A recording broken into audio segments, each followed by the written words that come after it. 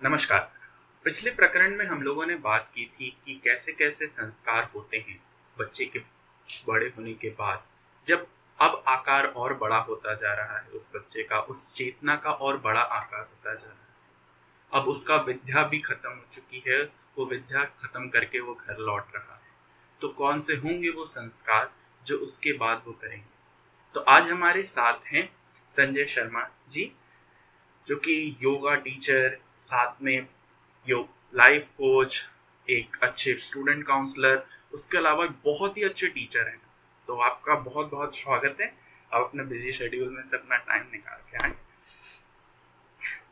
Thank you, Nilotpal, for inviting me. Thank you. तो क्या है वो 3 संस्कार जो बच्चा वापस आ चुका है अपनी एजुकेशन कंप्लीट करके, तो वो कौन से 3 संस्कार हैं?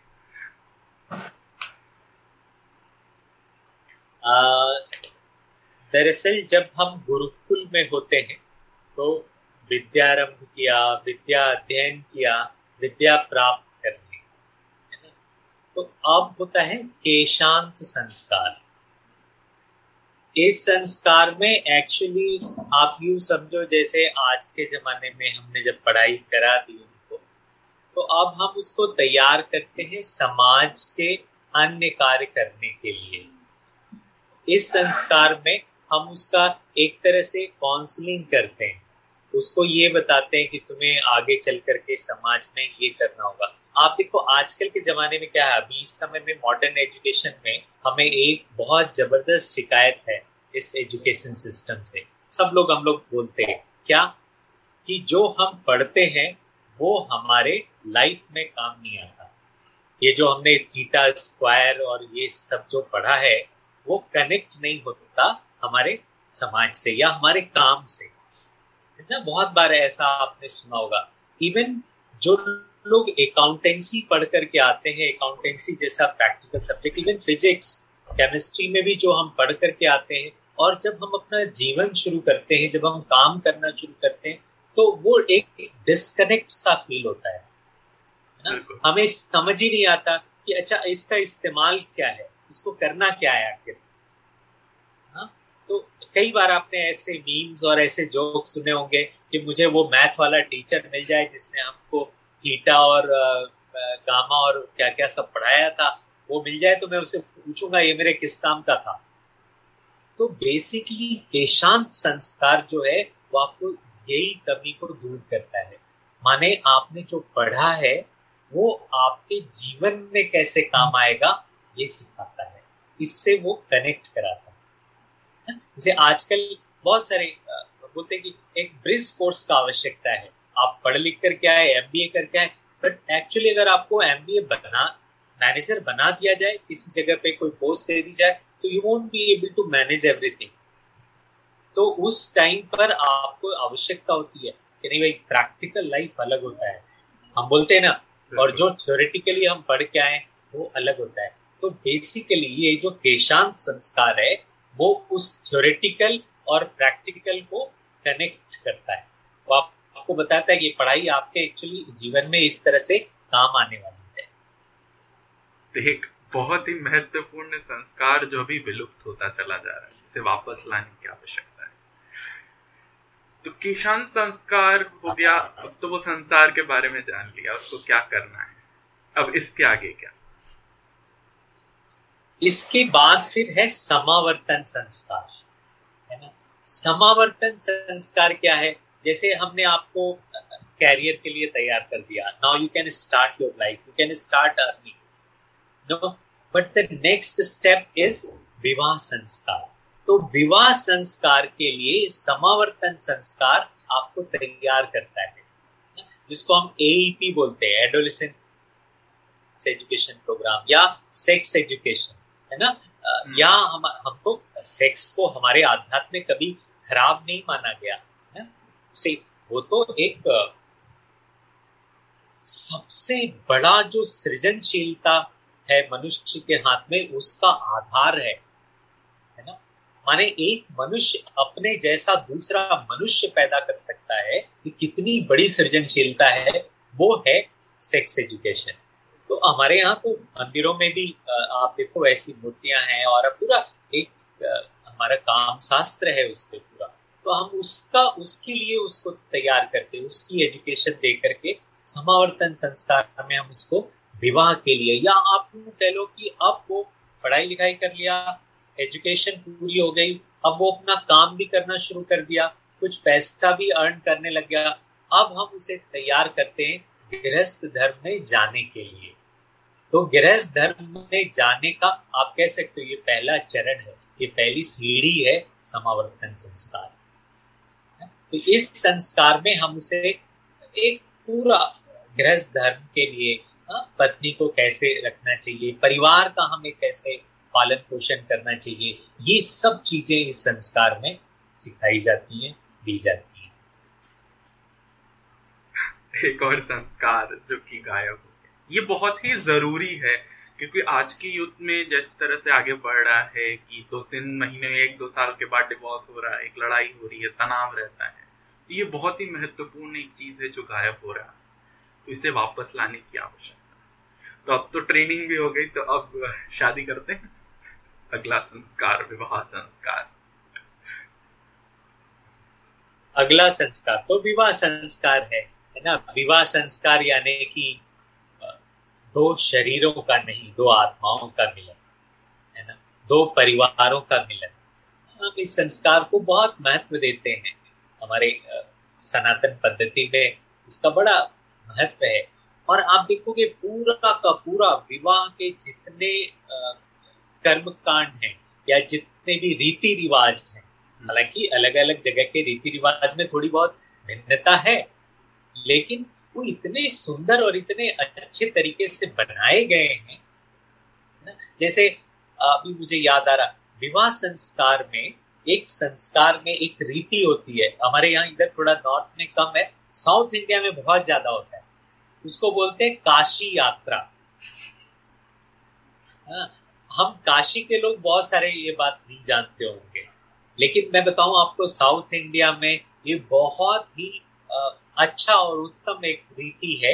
उसमें क्या करते हैं, जैसे दूल्हा तैयार हो गया, शादी होने वाली है ना, उसके सारे बाकी के सब तैयारियां हो गई, ठीक बारात जाने से पहले दूल्हा जो है वो छाता उठा करके काशी की यात्रा को चल देता है। माने कि अगर आप ये विवाह जैसा पुनीत कार्य करने जा रहे हैं और उसके पहले अगर आपने काशी की यात्रा नहीं करी, काशी की यात्रा नहीं करी माने अगर आपने ज्ञान अर्जन नहीं किया, है ना, और ज्ञान का जो आखिरी, हम काशी में बोलते हैं ना, यहाँ मोक्ष मिलता है ना, यहाँ तो मोक्षदायिनी गंगा। तो ये माने कि अगर आपने सब कुछ छोड़ने का अगर ज्ञान नहीं प्राप्त कर लिया तो फिर पकड़ना भी बेकार है, बिल्कुल, है ना। तो आप एक बंधन में बंधने जा रहे हैं, उसके पहले मुक्ति क्या होती है, मोक्ष क्या होता है, इसका ज्ञान आपको होना बहुत जरूरी है। तो काशी यात्रा करते हैं तो उसको इस तरह से विधान है उसका, वो दूल्हा सब कुछ छोड़ करके माने एक तरह से रूठ जाता है लोगों से, और वो छाता उठा करके घर से बाहर निकल जाएगा। फिर घर के जो जीजा जी है, नॉर्मली जीजा जी या फूफा जी, मौसा जी, इस तरह के रिश्ते में से कोई एक व्यक्ति उनको मनाने जाते हैं, है ना, वो बाहर निकल करके जाएंगे, उसको जाएंगे, उसको मनाएंगे, है ना, उसको कुछ सगुन देते हैं, कोई चीज देते हैं, यानी फिर से आप जो व्यक्ति मुक्ति की तरफ चला गया था, मोक्ष को जिसने समझ लिया है, काशी यात्रा की ओर प्रस्थान कर गया है, उसको हम फिर से एक बंधन में बांधते हैं और उसको वापस लाते, बोले नहीं भाई पहले विवाह करो, अपना जीवन जियो, गृहस्थ धर्म क्या होता है ये जानो, फिर वानप्रस्थ की ओर जाना। मतलब गृहस्थ धर्म में जाने से पहले ही हम आपको वानप्रस्थ के लिए तैयार कर देते हैं। आप एक चीज, एक संस्कार में दूसरे के लिए आपको तैयार कर रहे हैं, है ना। कितना सुंदर ये पूरा का पूरा हमारा सिस्टम है।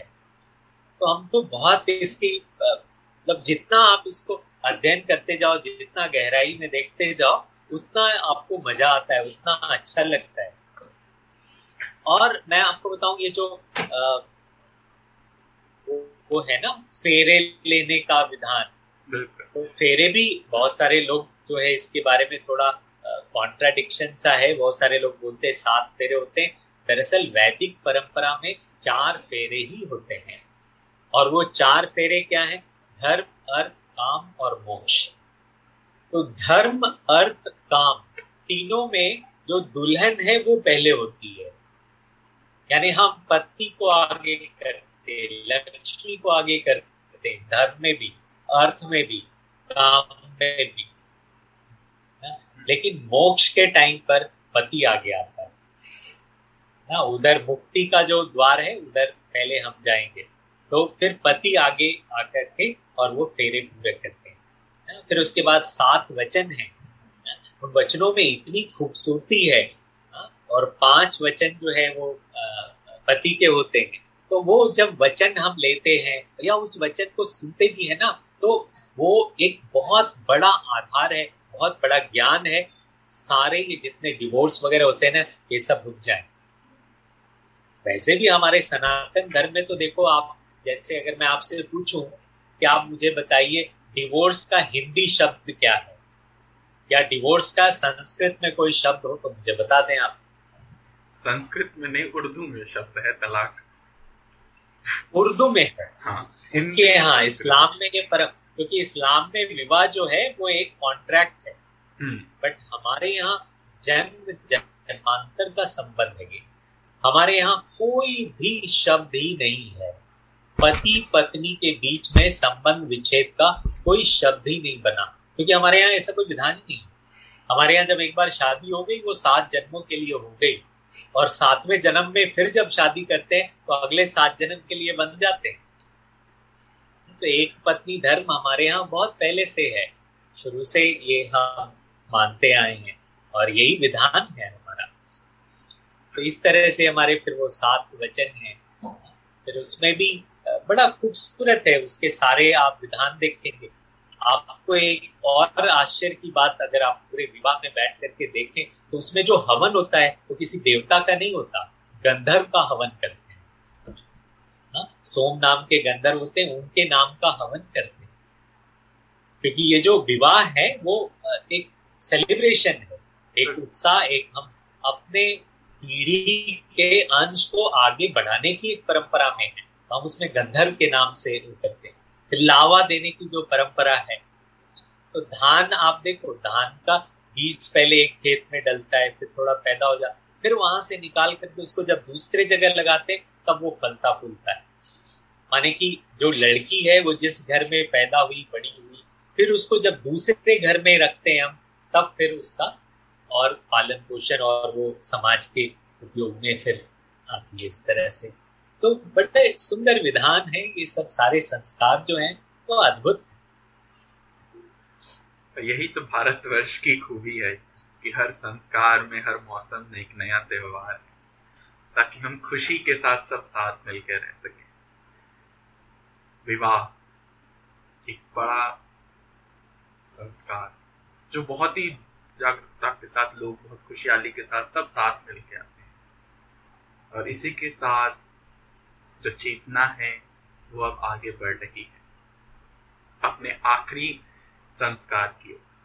क्या है वो आखिरी संस्कार, बात करेंगे अगले संडे को। तब तक के लिए खुश रहें, सब कोई अच्छे से रहें, घर पे रहें। और संजय भैया का लिंक है JGD संजय इंस्टाग्राम लिंक, और मेरा भी इंस्टाग्राम में आप फॉलो कर लें। आपको कुछ भी क्वेश्चन हो, लाइफ में कुछ भी डाउट हो, हमसे पूछ सकते हैं, हम आपके जवाब देने के लिए। बहुत बहुत धन्यवाद। बहुत बहुत धन्यवाद लोकपाल जी, थैंक यू।